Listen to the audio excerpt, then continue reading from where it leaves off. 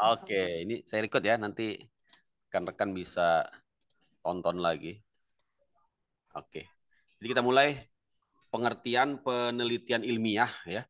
Jadi tadi kita dengan memasuki ya dunia akademis, yaitu mengambil magister hukum ya, MH, dan nanti akan menyandang ya gelar sebagai legal scientist ya, nggak tanggung-tanggung ya, legal scientist. Karena kalau masih SH itu dia legal practitioner ya, disebut juga sebagai legal practitioner, praktisi hukum ya. Tapi kalau sudah MH dia legal scientist, makanya pemahaman hukumnya harusnya lebih lebih luas gitu ya. Mengapa dia lebih luas? Karena dia sudah bisa menerapkan metode-metode penelitian hukum ya, tidak hanya nanti di dalam tesis ya, tapi juga nanti ya dalam praktek sesudah pembuatan tesis, sesudah mendapatkan gelar MH ya dalam bidang ya hukum, dalam bidang praktek hukum ya. Karena ciri khas nanti dari seorang legal scientist, dia mampu ya membuat legal reasoning dengan basic ya ilmiah ya, legal legal scientist. Misalnya menggunakan metode-metode penafsiran ya sistematis ya, metode-metode penafsiran hukum yang bersifat perbandingan hukum ya, legal komparatif ya. Bisa juga ya membuat legal opinion ya dengan mengambil ya teori-teori, filsafat-filsafat, doktrin-doktrin, dogma-dogma. Dan itu harus dibiasakan dari sekarang ya sejak melangkah di magister hukum. Itu ya kehebatan ya kualifikasi yang nanti akan rekan-rekan harus bisa sandang, yang saya yakin sebenarnya sudah mulai ya. Seorang lawyer kan mau tidak mau dia dipaksa ya untuk membiasakan diri menggunakan asas-asas, menggunakan teori-teori, menggunakan filsafat. Nah, coba selama ini kita ya tidak tidak sengaja mungkin ya ataupun tidak sadar gitu ya. Sebenarnya kita sudah melakukan penelitian ilmiah di bidang hukum gitu ya. Dan sekarang ya kita akan implementasikan ya secara baku ya, secara prosedural ya dalam bentuk penulisan tesis ya. Dan ini mulai dipikir-pikir dari sekarang Bapak-bapak ya. Apa judulnya, apa temanya ya. Tentunya tadi sebagaimana saya contohkan apa yang sudah saya lakukan waktu di S1, S2 ya maupun S3 ya, tema atau topiknya ya sebisa mungkin bidang yang benar-benar kita kuasai ya. Untuk apa? Untuk meminimalisasi, meminimalisir ya terjadinya kesulitan gitu ya. Kalau bidang yang memang tidak kita kuasai, apapun yang ditanyakan oleh penguji ya, apapun yang ditanyakan oleh pihak pembimbing gitu ya, kita bisa ya bisa menjawabnya gitu ya kan ya. Jadi kembali ke pengertian penelitian ilmiah yang akan kita garap ya ke depannya. Tujuannya apa? Bukan hanya untuk kelulusan magister hukum ya. Yang paling mendasar tujuannya adalah untuk memperoleh pengetahuan yang benar ya. Apa itu pengetahuan yang benar? Yaitu pengetahuan yang sistematis ya, mempunyai dasar pembenaran sesuai dengan tradisi bidang ilmu yang bersangkutan. Itu ya Bapak-bapak ya. Jadi dasar pembenaran pengetahuan ilmiah, dasar pembenarannya apa? Model berpikir, paradigma yang dianut. Nah, dalam khasana ilmu hukum ya perlu kita ulangi lagi ya, perlu kita camkan lagi. Tidak lain adalah model penelitian yang bersifat normatif ya, yuridis normatif. Itulah ya dasar pembenaran pengetahuan ilmiah dalam ilmu hukum. Nanti kita akan masuk ke sana apa itu penelitian yuridis normatif yang akan menjadi ciri khas dari keunggulan penelitian hukum yang tidak dimiliki oleh bidang-bidang lain termasuk bidang sosial. Makanya ilmu hukum menjadi satu fakultas tersendiri yaitu fakultas hukum ya. Tidak bergabung dengan fakultas ilmu sosial ya ataupun ilmu-ilmu yang lain ya. Karena dia memiliki kekhasan dari segi dasar pembenaran pengetahuan ilmiahnya yang disebut dengan metode yuridis normatif. Jelas ya rekan-rekan ya? Kalau tidak jelas nanti bisa ditanya lagi. Nanti akan saya upload ini ya, mohon izin ya ke YouTube saya. Oh iya, tadi saya lupa ya. Jadi saya punya laman YouTube, rekan-rekan bisa lihat di profil saya di sini ada selain LinkedIn ini ya. LinkedIn ini eh, medsos ya, medsos saya. Memang ada Instagram, ada Facebook ya, tapi ternyata sesudah saya amati ya LinkedIn ini yang paling bermanfaat gitu ya, karena isinya tentang sharing mengenai dunia profesional ya, hukum ya, akuntansi apa ya yang kita komunitas profesional ya. Ini akan biasanya tergabung di medsos LinkedIn ini ya. Ini tinggal diklik aja. Nah, akan masuk ke LinkedIn saya ya. Karena kan bisa lihat di sini. Nah, saya memang belakangan ini ya sejak beberapa tahun senang menggarap portofolio saya di LinkedIn ya, sehingga di sini ya tujuannya tadi itu ya, tidak menutup kemungkinan di kantor kita ya merasa cukup gitu ya, artinya entah itu pensiun ataupun pensiun dini ya, kita bisa meluaskan kesempatan di dunia apa namanya di tempat lain gitu ya. Kan ada pepatah mengatakan don't put your eggs ya, don't put all of your eggs ya in one basket gitu ya. Jangan letakkan telur-telur kamu di satu keranjang gitu ya. Nah, tapi letakkan di beberapa keranjang. Artinya ketika keranjang itu suatu saat ya jatuh ya. Nah, kita punya keranjang-keranjang lain yang masih bisa ya meletakkan telur ya, yang masih ada telurnya gitu ya, kira-kira begitu ya. Jadi ini memang harus saya kira rekan-rekan bapak-bapak juga senior-senior ini ya sudah sama sefrekuensi dengan saya. Ya, jadi kita tadi LinkedIn ya. Ini juga bisa rekan-rekan tadi apa ya, saya kok bisa ke LinkedIn? Masalah penelitian ilmiah ya. Oh, YouTube ya, sorry ya. Nanti akan saya upload di YouTube ya. Nah, ini YouTube saya ya. Nah, mudah-mudahan ini bermanfaat ya, syukur-syukur dapat AdSense gitu ya. Tapi masih kecil sekali subscribernya ya. Nah, ini saya upload di sini rekan-rekan, sidang promosi doktor. Nah, ini rekan-rekan bisa tonton bagaimana sih rasanya sidang promosi doktor. Wah, itu luar biasa ya, luar biasa sekali karena kita akan ditonton ya oleh kolega-kolega kita ya. Pengujinya pun bukan satu dua tapi berapa? 9 orang ya. Pengujinya 9 ya. Pengujinya ada 9 orang, bayangkan itu ya. Dan sebelum masuk ke ujian disertasi, itu ada beberapa tahap yang sangat panjang ya. Mulai dari yang pertama, kalau di Jayabaya ya, prakualifikasi ya. Prakualifikasi itu pra proposal, itu diuji oleh 3 orang, nanti dikasih catatan ya, dikasih koreksi ya. Kita harus minta perbaikan dari 3 penguji, nanti masuk lagi ke ujian proposal ya. Pengujinya juga 3 orang kalau di Jayabaya ya.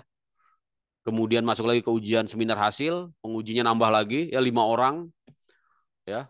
Masuk lagi ke ujian tertutup ya, pengujinya tadi seminar hasil pengujinya 6 sampai 7 orang ya. Kemudian tertutup ya, pengujinya nambah lagi, terakhir ujian terbuka pengujinya 9 orang. Nah, itu setiap tahapan itu kita harus yang repot itu nyari tanda tangan ya, bayangin ya, nyari tanda tangan ya. Dan juga kan kita budaya Indonesia ya, tidak hanya tanda tangan saja ya, tentunya juga ya ada ramah tamahnya juga. Itu yang berat memang perjuangan untuk mengambil disertasi ya. Tapi ya worth it-nya itu ya. Biaya-biaya yang saya hitung itu ya sesudah saya diangkat jadi kaprodi, oh ketutup juga ternyata ya. Artinya nanti ada investasi lah ya, investasi ya rekan-rekan ya, yang bisa kita andalkan ya, yang bisa kita harapkan gitu ya dari biaya ya berupa pencapaian gelar S3. Saya kira itu tadi kembali ke mana?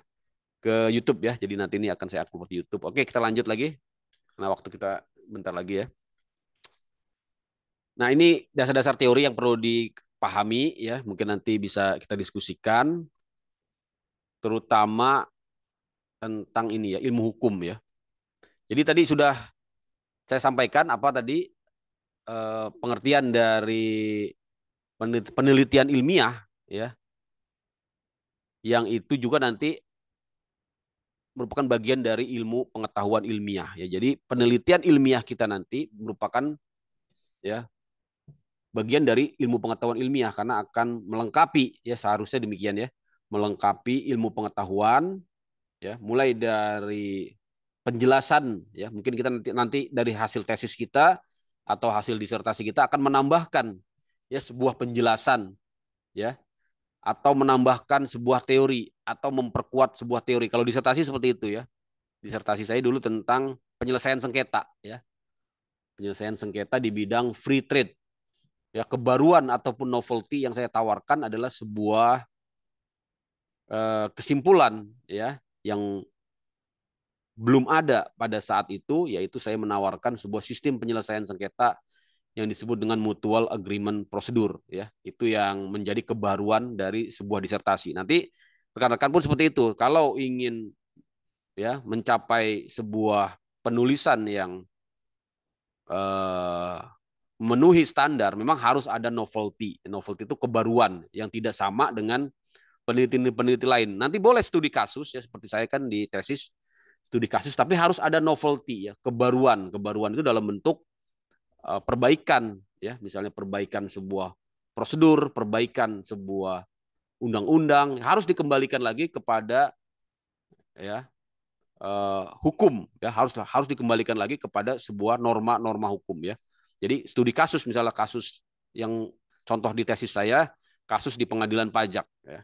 Ada ya sebuah permasalahan hukum, misalnya permasalahan hukum ya, nanti permasalahan hukum itu apa? Nanti rekan-rekan akan lihat ya di buku-buku ataupun nanti di sesi kuliah berikutnya saya akan jelaskan permasalahan hukum itu ya tidak lain adalah adanya gap ya, adanya kesenjangan ya antara ya Dasein dengan Dasolen. Nah, ini yang harus penting ya. Dasein dengan Dasolen. Ini dicatat ya.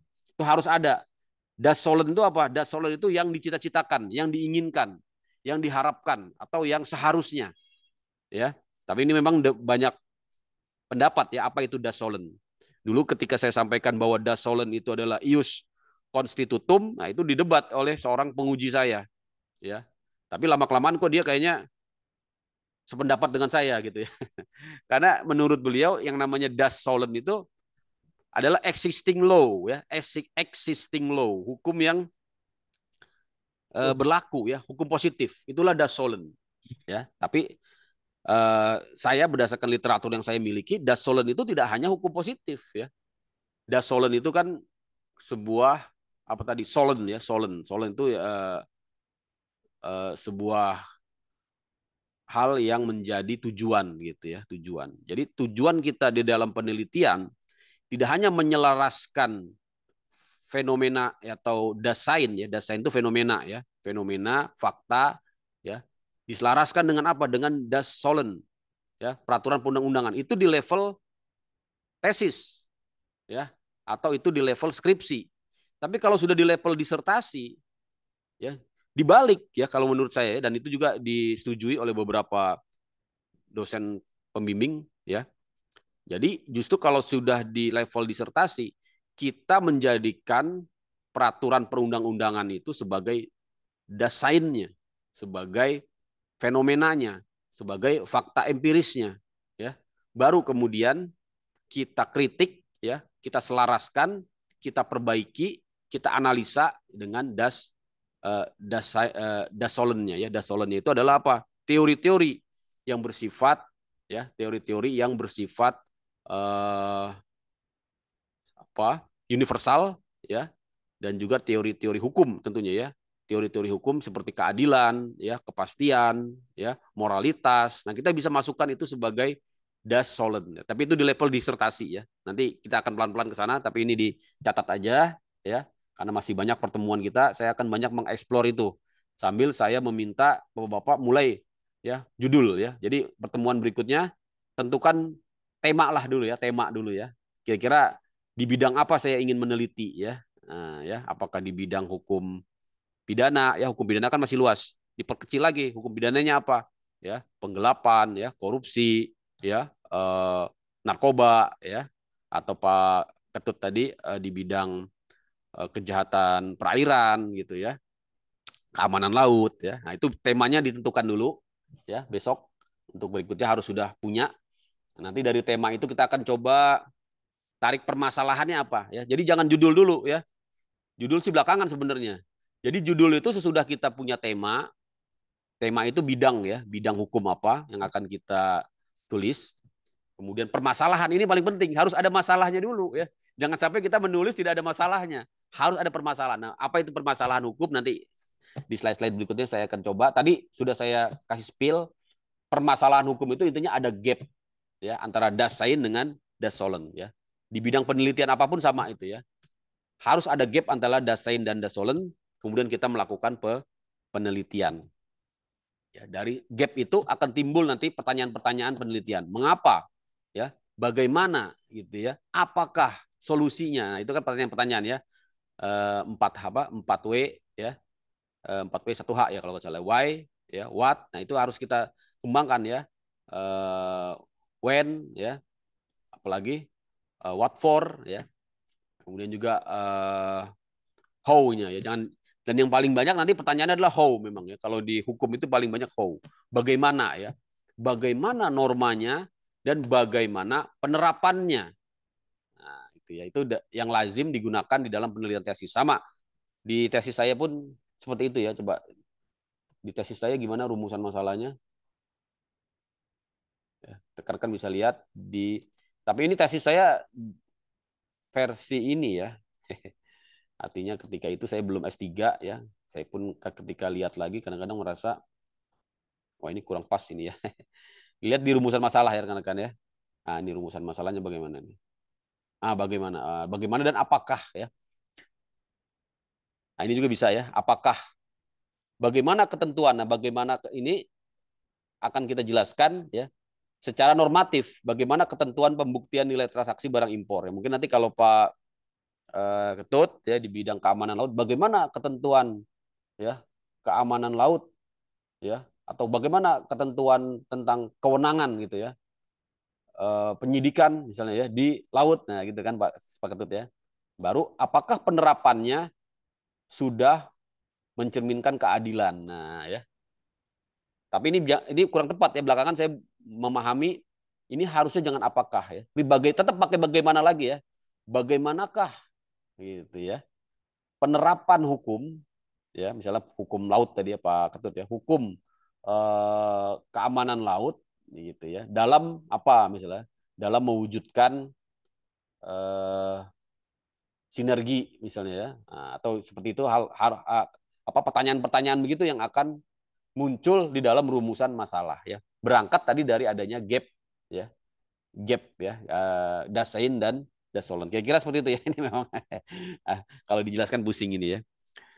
Jadi kembali ke sini tadi, ilmu pengetahuan ilmiah itu ya akan menjelaskan ya gejala-gejala yang dipelajari. Kalau kita di bidang hukum tentunya nanti ilmu pengetahuan ilmiah di bidang hukum ya atau ilmu hukum menjelaskan gejala-gejala ya, das sein dan das sollen dari dalam bentuk teori abstrak ya, abstraksi ya,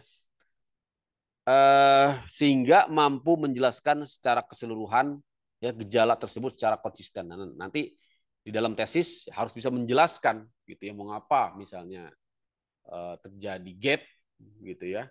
Misalnya di tesis saya gapnya itu apa? Gapnya itu adanya ya, ini masalah pembuktian nilai transaksi, ini memang harus saya jelaskan pelan-pelan ya. Jadi di bea cukai itu mungkin Pak Ketut sudah tahu juga ada yang namanya pemungutan bea masuk ya, pemungutan bea masuk atas barang-barang impor ya. Nah, itu dipungut dari nilai barang tersebut ya. Misalnya dipungut 5% dari nilai barang 100 ya, 100 ya, maka 5%-nya adalah Rp5. Tapi ini menjadi dispute. Dispute itu sengketa ya antara importir dengan bea cukai. Kenapa? Karena bea cukai tidak pernah bea cukai sering ya, sering mengkoreksi nilai barang tersebut ya. Jadi nilainya diberitahukan 100 tadi ya oleh bea cukai, tidak diakui, tidak diyakini, sehingga menjadikan nilainya nilai itu harga ya, menjadikan harga barang tersebut ya ditetapkan ya 150 atau 200 lah gitu ya, 200, sehingga biaya masuknya yang tadinya Rp5 ya naik menjadi Rp10 gitu ya. Nah, ini menjadi dispute.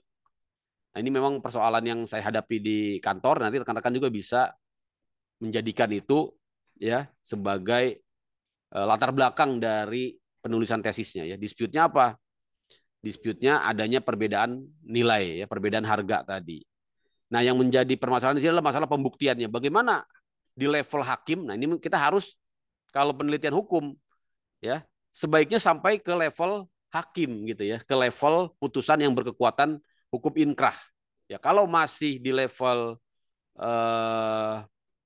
apa namanya non litigasi saja gitu, itu kurang ya, kurang lengkap gitu ya. Memang akhirnya kita harus melihat putusan yang berkekuatan hukum tetap ya. Seperti saya akhirnya saya melihat adanya fenomena juga apa fenomena perbedaan pendapat hakim. Nah, itu ya. Adanya fenomena disparitas perlakuan ya atau ketidakpastian hukum. Nah, jadi gapnya permasalahannya adalah adanya ketidakpastian hukum ya. Bagaimana membuktikan harga ya? Saya melihat dari fenomena putusan-putusan pengadilan pajak yang beragam. Ya, hakim A mengatakan pembuktiannya dengan ABC, hakim B mengatakan pembuktiannya dengan CDE misalnya ya. Nah, itu kan permasalahan hukum. Nah, itu kita angkat ya.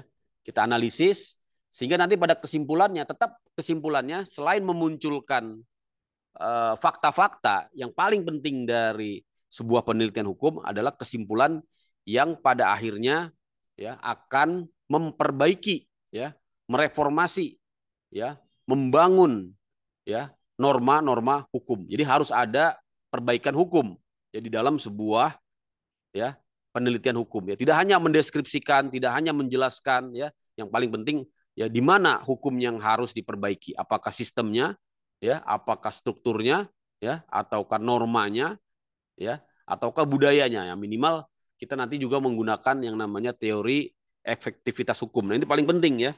Kalau sudah bicara nanti masalah efektivitas, yang paling penting adalah bicara tentang efektivitas hukum. Oh, Pak Doni, wifi-nya putus.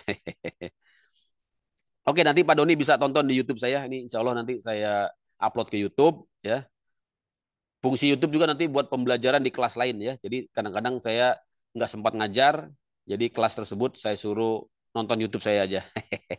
Ya, Jadi menghemat waktu ya. Ini kayaknya saya ada kelas lagi nanti, tapi kok mau menjelang buka ya, lebih baik nanti hasil YouTube ini saya kasihkan ke kelas lain, mereka suruh saya minta untuk membuat resume saja. Nah, jadi dosen harus pinter-pinter nih, karena kita kadang-kadang keterbatasan waktu juga ya, sambil kerja juga ya harus pinter-pinter mensiasati ya bagaimana pembelajaran itu bisa tersampaikan ya secara efektif kepada mahasiswa. Biar rekan-rekan ini baru slide 1 ya. Nah, kemudian nanti yang paling penting dari pengetahuan ilmiah yang kita akan terlibat di dalamnya dalam bentuk pembuatan karya tulis ilmiah, yaitu dapat dikonfirmasi kebenarannya oleh masyarakat ilmiah yang mendukungnya. Maka di sini perlu validasi ya, perlu pembimbingan, perlu pengujian dari masyarakat ilmiah. Masyarakat ilmiahnya siapa? Dosen tentunya ya. Kalau nanti membuat tesis ya dosen itulah sebagai masyarakat ilmiah yang akan membimbing ya dan juga akan menguji ya tesis, akan dipertahankan di depan sidang tesis, akan diperbaiki, diberikan masukan-masukan sehingga memenuhi standar penulisan ilmiah dan tentunya standar ilmu pengetahuan ilmiah. Itu ya rekan-rekan ya. Nah, bagaimana dengan ilmu hukum? Apa yang dimaksud ilmu hukum? Nah, ini nanti akan kita singgung lagi dan tentunya kita semua sudah memahaminya karena semuanya berasal dari sarjana hukum ya. Tapi memang perjalanan waktu mungkin juga membuat kita lupa ya ataupun ingat tapi tidak terlalu detail. Nanti kita akan coba ungkap lagi apa itu ilmu hukum, apa yang membedakan dengan ilmu-ilmu selain hukum. Saya kira itu. Berikutnya, nah ini norma ilmiah ya. Jadi memang norma masyarakat ilmiah yang akan nanti menjadi eh, keseharian kita di magister hukum ya sebagai legal scientist, maka dia ya menjunjung nilai-nilai universalisme ya. Artinya tidak boleh diskriminatif ya. Jangan sampai kesimpulan-kesimpulan ilmu-ilmu ya yang kita sampaikan itu tidak bersifat universal ya. Artinya penilaiannya didasarkan pada hal-hal yang bersifat subjektif, ya. Kemudian tidak kritis, ya. Harus kritis. Ini yang kedua ini ya. Jadi bersifat kritis. Makanya tesis itu nanti mengkritisi putusan. Kita lebih hebat dari hakim seolah-olah, padahal kita ya baru mau MH. Tapi tidak apa-apa. Karena di dunia akademis memang seperti itu ya. Yang kita kritisi, yang kita analisis, ya, yang kita komentari, ya, yang kita bedah adalah putusan-putusan hakim, ya. Bukan berarti kita lebih hebat dari hakim, tapi memang ya itulah yang menjadi kekhasan ya dari dunia akademis, dunia masyarakat ilmiah adanya kritis ya, kritis. Yaitu tidak boleh menerima atau menolak begitu saja temuan ilmiah orang lain. Intinya sih itu ya. Ya. Apalagi itu terkait dengan putusan-putusan hakim ya, misalnya putusan yang tidak mencerminkan rasa keadilan masyarakat. Nah, itu bisa kita angkat ya. Bisa kita angkat ya dengan metode-metode ilmiah tentunya cara mengangkatnya, bukan dengan hal-hal yang bersifat subjektif ya, metode ilmiah yaitu metode-metode penafsiran hukum ya. Kalau di ilmu hukum metode ilmiahnya tidak lain adalah metode normatif. Metode normatif itu apa? Ya, menggunakan ya penalaran ya penafsiran hukum. Yang kita kenal ada banyak sekali metode ya. Penalaran ataupun penafsiran sistematis ya, penafsiran sejarah ya, penafsiran perbandingan hukum. Nah, saya di S2 ya di tesis menggunakan metode normatif yaitu dengan studi kasus ya dan perbandingan hukum ya. Jadi di S2 dan S3 saya menggunakan perbandingan hukum. Apa yang dibandingkan? Ya yang dibandingkan adalah dua bidang hukum yang berbeda. Kalau saya begitu ya. Di S2 terkait dengan tesis saya membandingkan hukum di pengadilan pajak dengan hukum kepabeanan ya. Membandingkan ini dalam arti mensinkronkan ya. Dalam arti mengharmonisasi. Ternyata saya menemui ada yang tidak sinkron ya.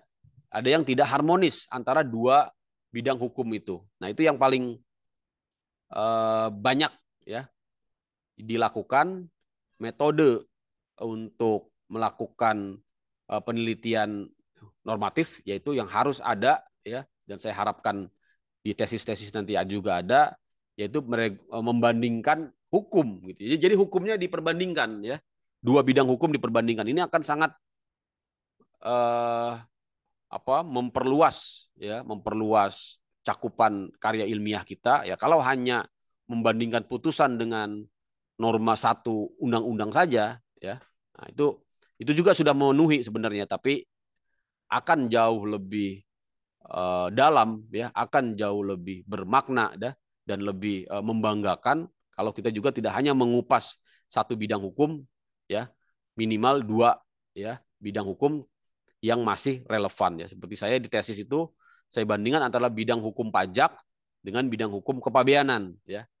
Di disertasi juga begitu ya. Saya bandingkan bidang hukum pajak dengan bidang hukum kepabeanan karena masih relevan gitu ya, masih relevan ya. Tentunya rekan-rekan juga bisa mengembangkan ya, misalnya Pak Ketut nanti ingin menulis tentang keamanan laut ya atau kewenangan penyidikan di laut ya, kewenangan patroli laut, bisa juga nanti menggunakan perbandingan dengan hukum negara lain ya.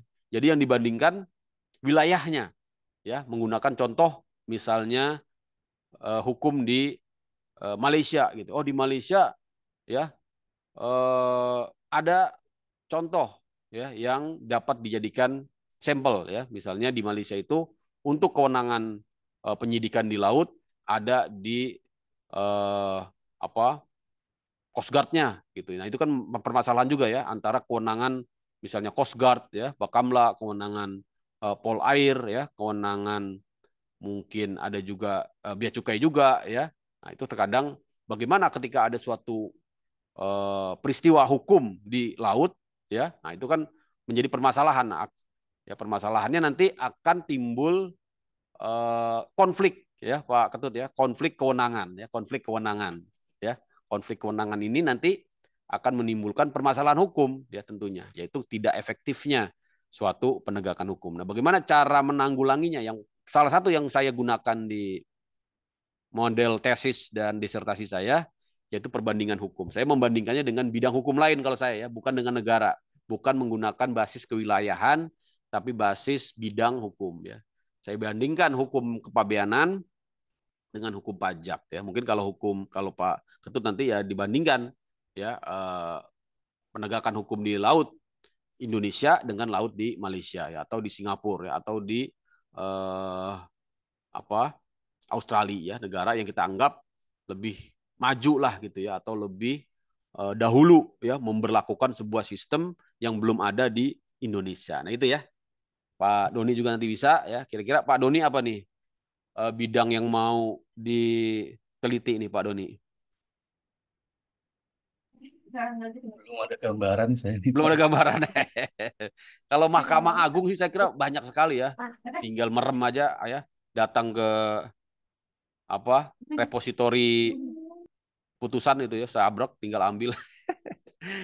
Mungkin saking banyaknya malah bingung ya Pak Doni ya. Ya, saya kira nanti harus ditentukan bidangnya minimal perdata dulu atau bisnis ya, atau pidana gitu ya, atau masalah tata negara itu harus sudah tergambar ya di awal. Ya, kalau tata negara ya misalnya kewenangan Mahkamah Agung ya, mungkin sekarang ini yang sedang eh, ramai diperbincangkan apa-apa gitu ya, mengenai kewenangan pemilu gitu ya, sengketa pemilu ya, yang akan mengenai presidensial threshold ya, yang eh, berapa kemarin 20% gitu ya, atau parliamentary threshold yang 4%. Nah, kita bisa perbandingkan ya dengan negara-negara demokrasi ya. Ada nggak sih presidensial threshold itu? Ada nggak sih parlemen threshold itu? Nah, dengan membandingkan gitu, ya, kita nanti akan menemukan formulasi baru. Oh, ternyata di negara-negara demokrasi maju tidak ada itu presidensial threshold ya. Tidak ada itu parliamentary threshold ya. Itu mengekang suara rakyat gitu ya. Kita harus cari model perbandingan hukum. Kira-kira seperti itu ya. Nanti Pak Doni bisa mulai menentukan bidang apa yang mau ya, atau bidang hukum acara ya, misalnya prosedur pengajuan gugatan secara elektronik gitu ya, yang dirasa di Indonesia masih baru ya kan. Coba kita lihat contohnya di negara lain ya, Malaysia atau Singapura ya. Seperti apa prosedur persidangannya. Nah, itu bisa menjadi bagian dari tesis kita ya. Kalau itu ya bisa juga ya Pak Doni ya, untuk tesis dari Mahkamah Agung. Saya kira itu ya, netral ya, sebagai sebuah masyarakat ilmiah. Nanti tulisan kita juga harus netral ya, jangan menggiring opini gitu ya. Karena sudah memang kebanyakan begitu ya, kebanyakan terbawa oleh subjektivitas penulisnya, dan itu yang harus kita hindari. Tapi nanti akan dikoreksi tentunya oleh para dosen ya, pembimbing ataupun penguji. Kemudian komunalisme. Nah, ini ya, harus membagi ilmunya dengan komunitasnya ya. Harus diterbitkan, harus dipublikasi. Makanya di IBLAM tesis itu nanti akan dipublikasikan dalam bentuk jurnal ilmiah ya. Jurnal ilmiah itu lebih singkat ya rekan-rekan ya. Kalau tesis kan tadi sekitar 70 sampai 80 halaman ya. Tesis saya berapa halaman nih? Tesis saya 197 ya, ini terlalu banyak ya. Nanti jangan murni plak ketiplak seperti tesis saya ya. Nanti rekan-rekan tidak boleh lebih dari 85 ya. Jadi sekarang modelnya maksimal 85 halaman. Jadi sangat memudahkan sebenarnya ya. Jadi separohnya aja. Ini saya kebanyakan 197 karena waktu itu memang pedomannya berbeda ya. Bahkan untuk yang sekarang ini bab tiganya pun sudah ditentukan, jadi tidak usah bingung apa itu isi bab 3 ya. Bab 2 itu nanti tentang teorinya, aspek dimensi teoritis ya. Bab 3 itu tentang metode penelitian ilmiahnya, bab 4 baru pembahasan ya, untuk menjawab dua rumusan masalah. Nah, itu dicatat ya. Jadi dua rumusan masalahnya dua, dan dua rumusan masalah itu dituangkan di bab 4. Tuh. Dan nanti kesimpulan baru di bab 5 ya rekan-rekan ya. Sudah ya. Apa itu komunalisme? Nah, ini yang harus memang kita harus benar-benar waspadai, karena nanti tulisan ilmiah ya harus dipublikasikan ya. Walaupun itu tesis, dia sebenarnya nanti dipublikasikan juga ya. Tapi memang bukan di jurnal ilmiah ya. yang bersifat open source, bukan ya, tapi tesis akan dipublikasikan di perpustakaan ya, di perpustakaan kampus, dan setiap orang boleh meminjam membaca tesis kita. Nah, itulah makanya harus dipersiapkan, jangan sampai ya memalukan gitu ya.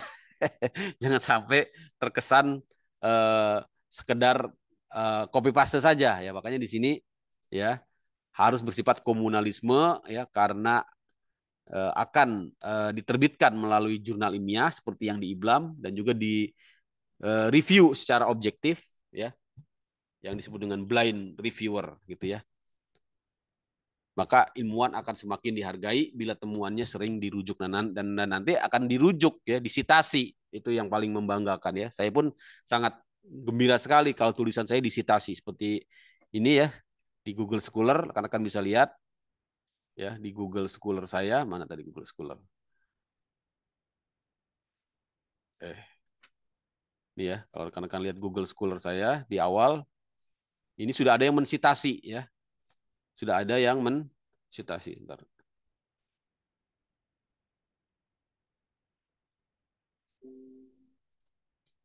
Sorry. Saya share ulang lagi. Bentar ya. Jadi Google Scholar saya sudah ada yang mensitasi, dan setiap disitasi itu dia apa sih? Dikutip ya. Setiap dikutip saya merasa sangat bahagia sekali ya, seperti ini. Sorry.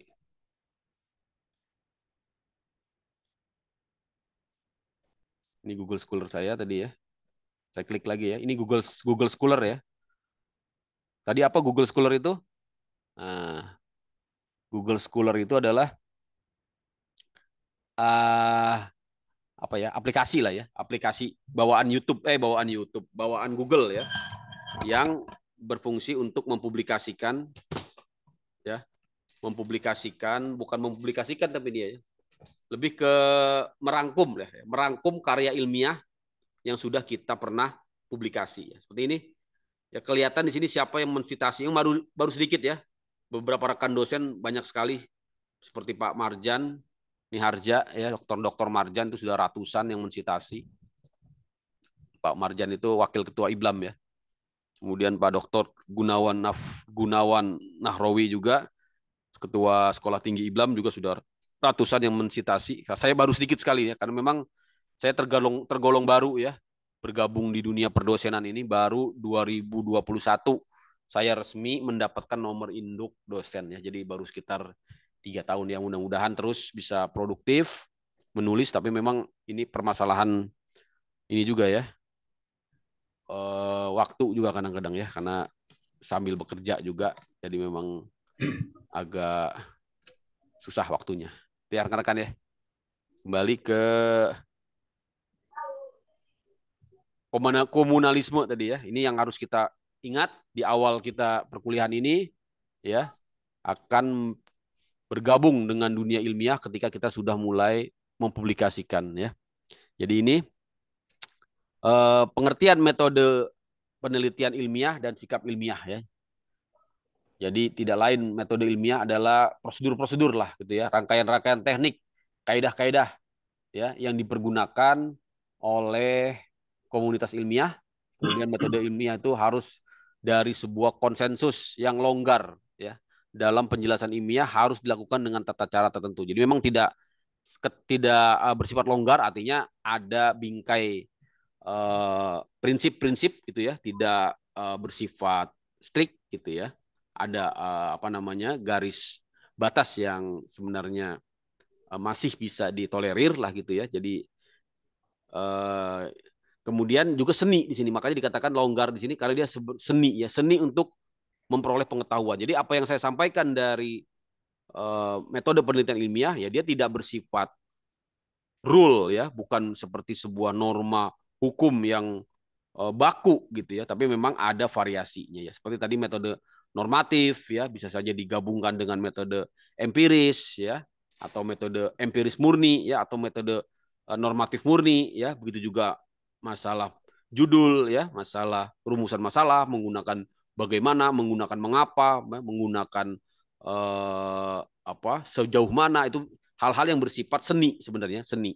Ya tidak bisa kita katakan yang ini salah, yang ini benar ya kalau dia sudah melewati tahap-tahap prosedur ilmiah ya itu sebenarnya bersifat tadi ya bersifat longgar ya artinya kita pun harus jaga apa namanya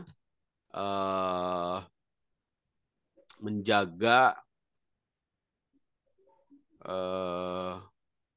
apa ya menjaga konflik ya karena terkadang dunia lawyer ini membawa kita ke dunia ilmiah gitu ya jadi kebiasaan untuk saling mendebat ya saling menyalahkan ya tanpa memahami bahwa dunia akademis itu juga memiliki berdasarkan prinsip-prinsip ya tapi masing-masing prinsip itu ya ada pembenarannya gitu ya seperti di grup dosen ya kadang-kadang ada dosen-dosen yang masih terbawa dunia advokat gitu ya ya cenderung melemahkan ataupun merendahkan karya tulis dosen lain gitu ya. Nah, itu pun harus hati-hati ya. Kalau levelnya sudah sama-sama dosen atau levelnya sudah sama-sama profesor, nah harusnya menjaga etika ya, harusnya menjaga etika ilmiah. Artinya mendebat satu karya ilmiah bukan dengan mengatakan salah, benar ya, ataupun mengatakan eh, sesat ya, menyimpang, tapi didebat juga dengan karya ilmiah gitu ya. Nah, ini yang harusnya dikembangkan di dunia akademis ya di dunia perdosenan seperti itu ada kemarin seorang profesor yang menyampaikan pendapat ilmiah kemudian dikatakan pendapat yang ngawur nah ini harus hati-hati ya kata-kata ngawur ini mungkin lazim kalau lawyer ya membela lawannya ya melawan lawyer lain oh ini kamu sesat kamu ya ngawur kamu tidak berdasar nah tapi kalau di dunia ilmiah ini hati-hati ya jangan sampai kita mengatakan itu ke sesama peneliti ataupun sesama rekan dosen ya ataupun di dunia akademis ya seperti saya katakan ada profesor ya ini di bidang hukum internasional ya dia mengatakan bahwa Indonesia sebaiknya mengusir ya mengembalikan pengungsi Rohingya ya ke bukan mengusir ya mengembalikan ya ke tempat apa namanya penampungannya di Bangladesh ya. Nah profesor ini dikecam ya, dikata-katain ya, tidak bermoral ya, tidak berhati nurani. Nah, permasalahannya yang mengatakan itu juga sesama profesor. Nah, ini tidak boleh ya. Tidak boleh akhirnya memancing apa tadi eh, ketidakharmonisan gitu ya di bidang harusnya ya dijawab saja secara ilmiah ya berdasarkan ya prinsip-prinsip undang-undang dasar ya berdasarkan konstitusi ya berdasarkan Pancasila atau norma-norma apa ya norma-norma agama ya itu disampaikan tidak sesuai tidak tepat nah kata-kata itu yang harus muncul ya nah, jangan sampai kata-kata ngawur tidak berdasar ya salah kaprah itu kan eh, tidak apa namanya terlalu tergesa-gesa terburu-buru nah itu diksi-diksi tersebut yang harus dijaga di dalam apa namanya metode penelitian ilmiah. Saya kira itu ya rekan-rekan ya. Ini mungkin hal baru ya, tapi perlu mulai kita kembangkan juga nanti dalam kita berdialog dengan sesama mahasiswa ya. Mungkin nanti ada sesi untuk presentasi atau mengungkapkan pendapat. Nah ya, jadi metodenya tetap harus dengan metode ilmiah ya, tidak menggunakan kesimpulan-kesimpulan yang menggunakan tadi ya kata-kata yang menggunakan diksi-diksi yang merendahkan gitu ya, salah kaprah ya, terlalu apa terburu-buru gitu ya. Itu ada kata-kata seperti itu. Saya kira itu rekan-rekan tahapan penelitian ini yang nanti akan kita lakukan sampai dengan akhir perkuliahan ya. Sekarang kita temukan dulu masalah ya. Jangan sampai kita nggak punya masalah gitu ya. Karena ilmu hukum itu berkembang karena ada masalah. Harus kita temukan dulu masalah ya. Masalah yang di sekitar kita ya Pak Ketut ya. Kalau Pak Ketut ya masalahnya Mohon seputar izin Pak siap. dosen, Boleh, boleh, boleh. mohon izin Bapak dosen, kami dari alokasi waktu Oh sudah gitu. melebihi 20 menit Bapak. Oh sebentar lagi udah mau habis ya. Siap. Ini bang kalau saya modelnya nyerocos terus ini. Ya, bisa dilihat Siap, di siap. YouTube saya juga ya. Siap, Ngomong aja siap. nggak berhenti-berhenti. Kalau dosen emang gitu ya. Jadi bagian dari menghilangkan stres juga. Kadang-kadang kita stres di kerjaan gitu ya. Siapa lagi yang mau dengerin omongan kita selain mahasiswa. Baik rekan-rekan. Jadi ini nanti yang akan kita lakukan sampai dengan akhir perkuliahan di semester 3. Pertama ini ya di awal sekali perkuliahan, alhamdulillah ya rekan-rekan sudah ketemu mata kuliah saya. Dan dari sekarang teman-teman rekan-rekan sudah mulai harus menemukan masalah. Ya. Jangan sampai tidak ada masalah. Ya, kalau tidak ada masalah, tidak ada penelitian hukum, tidak ada tesis. Ya. Temui dulu masalahnya apa. Ya. Pak Ketut tadi masalahnya tentunya di bidang perairan, keamanan laut. Ya. Pak Elga tadi permasalahan di bidang pembelaan hukum. Ya. Saya kira banyak sekali kalau lawyer ya. Masalah hukum itu sebenarnya 3 masalahnya ya. Menurut Peter Mahmud Marzuki, ya hukum itu 3 masalah. Ini tapi nanti bisa berkembang masalah-masalah yang lain, tapi minimal 3 ini dulu ya. Pertama apa dicatat adanya kekosongan hukum. Nah, ya. Itu berangkat dari situ akan timbul nanti penelitian hukum ya. Adanya kekosongan hukum. Oh, ini kok tidak diatur ya masalah eh, apa ya? Masalah di laut yang tidak diatur ya. Misalnya apa ya? Kegiatan apa di laut yang belum diatur misalnya. Bagaimana kewenangan ya polisi di zona ekonomi eksklusif misalnya ya. Nah, itu kan bagian dari penelitian hukum ya Pak Ketut ya. Apakah berwenang ya menegakkan hukum pidana di zona ekonomi eksklusif? Bagaimana kalau di situ ada tindak pidana ya, sedangkan zona ekonomi eksklusif bukan masuk ke dalam laut teritorial. Nah, ini kan bagiannya hukum laut ya dari bidangnya Pak Ketut. Nah, itu bagian dari permasalahan hukum belum diatur, tidak adanya kekosongan hukum ya, atau yang kedua adanya ketidaksinkronan hukum. Nah, ini yang paling banyak ya. Mungkin kekosongan hukum kita agak sulit ya karena sekarang ini hukum sudah berkembang, sudah banyak sekali, segala sesuatu sudah diatur ya. Bahkan ya angkasa luar saja diatur ya. Hukum angkasa, space law mengatur ya orbit-orbit satelit-satelit ya. Itu sudah diatur ya. Nah, mungkin ini ya, yang kedua ini permasalahan hukum yang kedua. Apa? Adanya ketidaksinkronan hukum. Nah, ini yang paling banyak ya. Adanya ketidaksinkronan hukum atau yang ketiga ya, selain tadi kekosongan hukum, ketidaksinkronan itu bertentangan hukum yang tinggi dengan hukum yang lebih rendah atau bertentangannya ya 2 atau lebih hukum ya. Itu juga paling banyak ya. Nah, yang ketiga mungkin tidak bergeraknya hukum ya, tidak adanya penegakan hukum ya, tidak adanya penegakan hukum. Nah, ini memang yang juga banyak ya terkait dengan efektivitas hukum ya. Yang ketiga itu ya, kekosongan, eh, ketidaksinkronan. Yang ketiga ketidakjelasan, sorry ya, ketidakjelasan hukum ya. Dan bisa ditambah lagi yang keempat ini menurut Profesor Dr. Mahmud Prof Mahfud MD ya, Cawapres kemarin ya. Cawapres ya. Kayaknya gagal ini. Ya.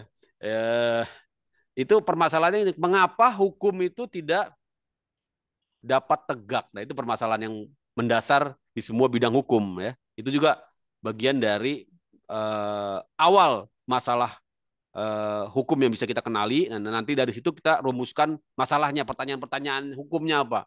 Ya, mengapa begini ya? Mengapa? Pertanyaan mengapa itu akan memancing kita untuk meneliti ya secara mendalam, bahkan sangat mendalam. Makanya hati-hati dengan pertanyaan mengapa. Dulu di disertasi saya pertanyaannya mengapa dan akhirnya saya tidak selesai disertasi saya karena dari pertanyaan mengapa saya harus melihat 3 aspek hukum dalam sistem hukum, yaitu aspek sistem strukturnya, saya harus melihat aspek normanya, saya juga harus melihat aspek budayanya, dan itu sangat luas sekali ya. Akhirnya dosen penguji dan pembimbing mengarahkan jangan mengapa pertanyaannya. Kalau mengapa Anda terlalu luas, Anda akan masuk juga ke sisi sosiologinya ya. Saya mengatakan saya membuat rumusan masalah mengapa terjadi banyak sengketa. Ya, akhirnya ya saya harus meneliti ya segala hal terkait dengan faktor-faktor penyebab sengketa dan itu masuk ke dalam jenis penelitian sosiologis sebenarnya rekan-rekan ya. Sehingga dipermudah dengan kata-katanya bagaimana gitu ya. Bagaimana? Nah, bagaimana ini kita cukup memotret sisi empirisnya saja ya, tidak perlu sampai mencari ya akar masalah. Tapi memang kalau untuk sebuah penelitian disertasi pertanyaan mengapa ini sebenarnya tidak masalah gitu ya. Tapi memang akan tadi membebani si penulis ya. Dulu bagusnya dosen saya karena saya sudah 4 tahun kok nggak selesai disertasinya, Ini diganti aja, jangan mengapa. Kasihan Anda nanti kecapean katanya. Begitu banyak yang harus Anda teliti. Ganti saja dengan bagaimana. Oh gitu ya Pak, terima kasih. Jadi itu memang kerjasama dengan dosen juga nanti penting, dosen pembimbing ya.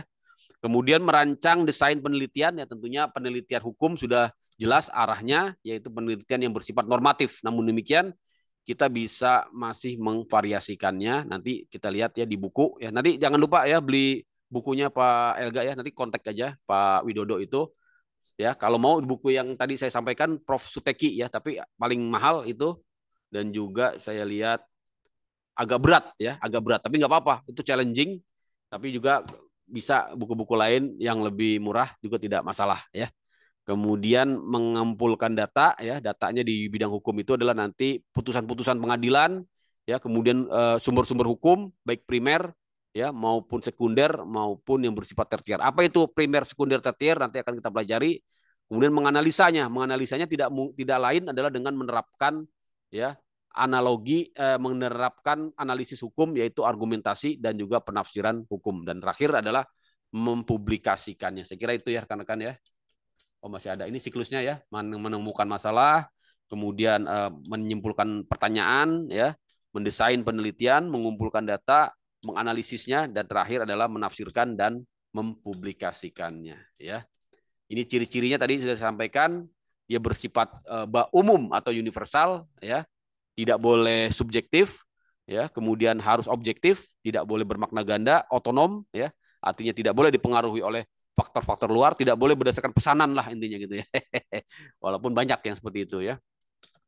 Ya. Terakhir ini ya, sistematik dan mempunyai dasar pembenaran ya, ada dasar pembenarannya. Kalau kita ilmu hukum tentunya dasar pembenarannya adalah apa?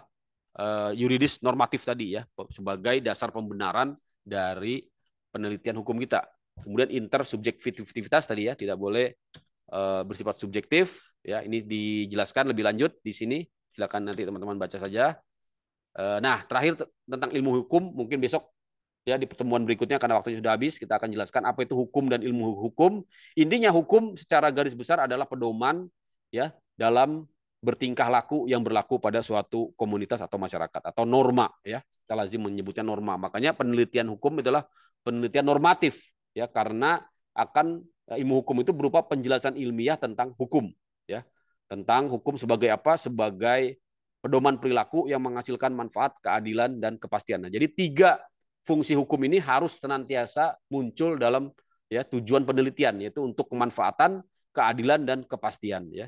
Berikutnya ilmu hukum juga ya meliputi segala jenis hal-hal yang bersifat filsafat dan teori ya. Jadi rekan-rekan juga nanti ya di pelajaran politik hukum, teori hukum ya, pelajaran filsafat hukum, benar-benar itu digunakan nanti dalam penelitian sebagai ya pisau analisis ya, istilahnya pisau analisis untuk ya membedah permasalahan hukum ya, dan dibedah dengan dianalisis dengan pisau analisis berupa filsafat dan teori.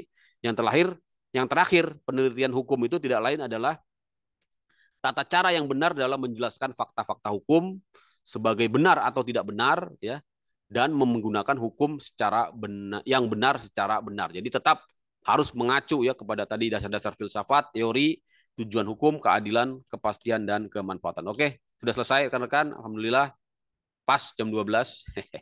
Nanti bisa dipantau lagi di YouTube saya. Kalau tidak jelas bisa di komen di situ ya. Nanti segera akan saya upload. Mungkin nanti kelas berikutnya juga ya, karena pas banget jam buka puasa itu.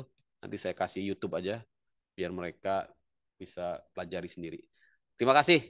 Mungkin sampai sini saja. Jangan lupa absen ya. Minggu depan kita ketemu lagi insya Allah. Salam sehat, salam bahagia ya. Terus mulai dari sekarang, yang penting mulai tentukan bidang masalahnya. Cari dulu masalahnya apa yang akan mulai kita teliti, karena ini nanti menjadi tugas ya untuk UTS. Saya ingin UTS-nya sudah menyiapkan proposal, dan untuk UAS sudah punya artikelnya. Seperti apa nanti artikel ilmiah kita akan coba sama-sama buat ya di sesi-sesi berikutnya. Terima kasih. Assalamualaikum warahmatullahi wabarakatuh. Sampai jumpa. Waalaikumsalam warahmatullahi wabarakatuh. Pak Ardiansa izin Pak. Tadi Siap. yang buku Prof Suteki judulnya apa ya Pak? Oh judulnya ya, judulnya Metodologi Penelitian Hukum, ini dia. Metodologi penelitian hukum, Prof. Suteki. Metode Ya, penelitian hukum, ya Pak. Prof. Suteki. Oke. Yang lain juga boleh, buku yang lain ya. Tadi buku ini yang paling banyak ini nih. Ini kumpulan teori-teori, tapi ini ada dua ya, ada dua jilid. Ada dua jilid ya. Ini jilid 1 nih.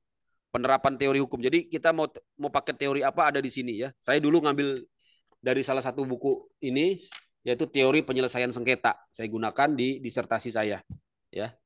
Jadi karena kan terserah pakai teori apa, banyak banget ya, teori keadilan, teori kemanfaatan tadi ya, teori kepastian ya, teori kewenangan, kalau Pak Ketut mungkin nanti pakai teori kewenangan ya, teori peraturan perundang-undangan, banyak sekali ya. Itu digunakan di bab 2 untuk pisau analisis, membahas permasalahan di bab 4. Terima kasih ya, waktunya udah habis. Selamat istirahat. Izin live. Ya, baik Pak. Sampai Terima kasih jumpa. Pak. Oke, sama-sama. Izin live ya. Ayo, Ya Pak. Pak. Oke.